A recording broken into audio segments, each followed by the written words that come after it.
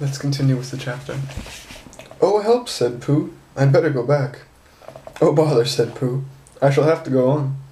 "I can't do either," said Pooh. "Oh, help and bother." Christopher Robin nodded. "Then there's one thing to be done," he said. "We shall have to wait for you to get thin again."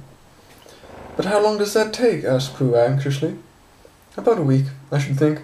But I can't stay here for a week." "You can stay here all right," said the old bear. "It's getting you out which is so difficult."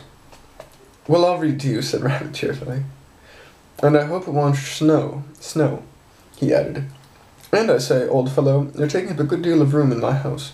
Do you mind if I use your back legs as a towel horse? Because, I mean, they are there doing nothing, and it would be very convenient just to hang towels on them."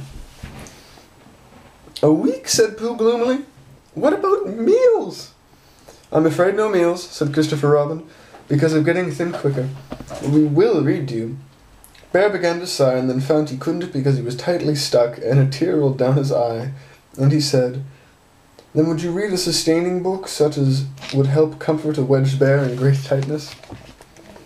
So for a week, Christopher Robin read that sort of book at North End of Pooh, and Rabbit hung his washing on South End. And in between, Bear felt himself getting slenderer and slenderer, and at the end of the week, Christopher Robin said, "Now!" Oh, hold on, there's a fantastic picture here you have to see first. There's him reading to a distraught Pooh, and there's Rabbit hanging stuff on him.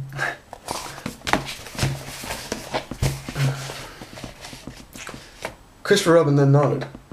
"Then there's only one thing to be done," he said. "We shall have to wait for you to get thin." Oh, I kept reading, sorry. So he took hold of Pooh's front paws, and Rabbit took hold of Christopher Robin, and all Rabbit's friends and relations took hold of Rabbit, and they all pulled together. And for a long time Pooh only said, "Ow!" and "Oh!" And then suddenly he said, "Pop!" just as if a cork were coming out of a bottle. And Christopher Robin and Rabbit and all Rabbit's friends and relations were head over heels backwards, and on top of them came Winnie the Pooh, 3. So with a nod of thanks to his friends, he went on with his walks through the forest, humming proudly to himself. But Christopher Robin looked after him lovingly and said to himself, "Silly old bear."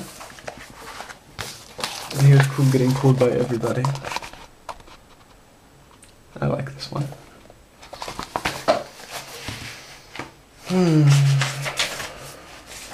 Now we shall read a little bit of chapter 3. Ooh, yes. Pooh and Piglet go hunting and nearly catch a woozle. The Piglet lived in a very grand house in the middle of Beech Tree, and Beech Tree was in the middle of a forest.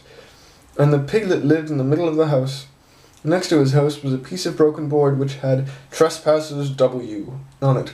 When Christopher Robin asked the Piglet what it meant, he said that it was his grandfather's name, and had been in the family for a long time. Christopher Robin said, "You couldn't be called Trespassers W." And Piglet said yes, you could, because his grandfather was, and it was short, for Trespassers Will, which was short for Trespassers William. And his grandfather had 2 names in case he lost one, Trespassers after an uncle, and William after Trespassers. "I've got 2 names," said Christopher Robin carelessly. "Well, then you are... Well, there you are, that proves it," said Piglet. One fine winter's day, when Piglet was brushing away the snow in front of the house, he happened to look up, and there was Winnie the Pooh. Pooh was walking around in a circle, thinking of something else, and when Piglet called to him, he just went on walking. And here's the wonderful grand tree of Piglet. I love Piglet's character. I love that he hangs it on the snow. "Hello," said Piglet. "What are you doing?" "Hunting," said Pooh. "Hunting what?" "Tracking something," said Winnie the Pooh very mysteriously.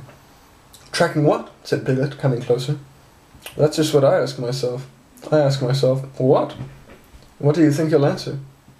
"I shall have to wait until I catch up with it," said Winnie the Pooh. "Now look there," he pointed to the ground in front of him. "What do you see there?" "Tracks," said Piglet. "Paw marks." He gave a little squeak of excitement. "Hee! Oh, Pooh, do you think it's a woozle?" "It may be," said Pooh. "Sometimes it is, and sometimes it isn't.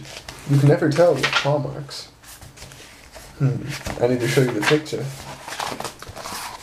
Okay, it's Winnie the Pooh and Piglet. And then it's Winnie the Pooh walking with Piglet. I shall read a little more. With these few words, he went on tracking, and Piglet, after watching him for a minute or two, ran after him. Winnie the Pooh had come to a sudden stop and was bending over the tracks in a puzzled sort of way. "What's the matter?" asked Piglet. "It's a very funny thing," said Bear, "but where there seems to be two animals now. This, whatever it was, had been joined by another, whatever it was, and the two of them are now proceeding in company. Would you mind coming with me, Piglet, in case they turn out to be hostile animals?" Piglet scratched his ear in a nice sort of way and said that he had nothing to do until Friday and would be delighted to come, in case it really was a woozle. "You mean in case it really is two woozles," said Winnie the Pooh, and Piglet said that anyhow he had nothing to do until Friday. So off they went together. Ooh, there'll be more to read tomorrow, though.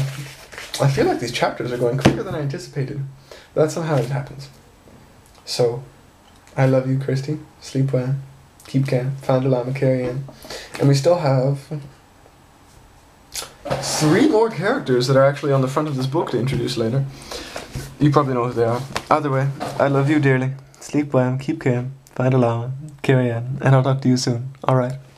I love you. Good night.